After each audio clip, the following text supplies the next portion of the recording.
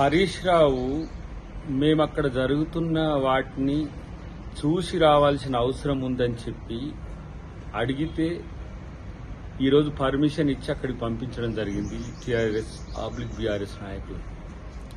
కానీ అక్కడికి వెళ్లి రాజకీయాలు చేయడానికి పోయినట్టుగా మనకు కనబడుతుంది. మీరు గతంలో కాళేశ్వరం ప్యాకేజీలో ఇట్లనే టన్నెల్ కూలినప్పుడు ఎవరిని పోనీయలేదు. శ్రీశైలంలో పవర్ హౌస్ ఆ రోజు ఫెయిల్యూర్ అయిన రోజు రేవంత్ రెడ్డి గారిని నేరుగా పోనీయలేదు.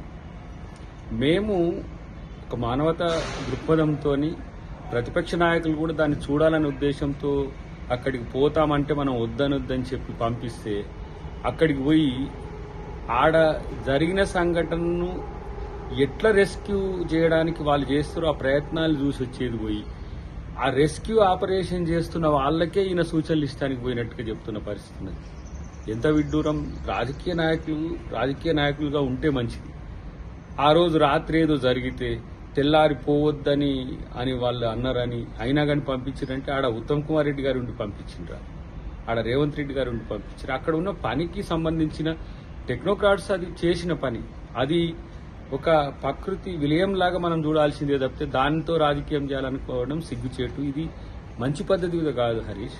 ఇలా మీరు ఎప్పుడూ ఎక్కడికి కూడా ప్రతిపక్ష నాయకులు పంపించిన చరిత్ర లేదు.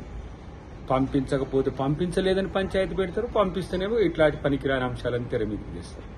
అక్కడ జరిగిన సంఘటన పట్ల మీకేమన్నా ఒక విచారకరం వ్యక్తం చేసినట్టుగా కనిపించట్లేదు. కాంగ్రెస్ పార్టీనో, కాంగ్రెస్ ప్రభుత్వాన్నో, లేకపోతే మంత్రి గారినో ఎవరినో ఒకరిని ముద్దాయిగా చేయడానికి మీరు అక్కడికి పోయినట్టుగా కనబడుతున్నది అనేది మేము అనుకుంటున్నది.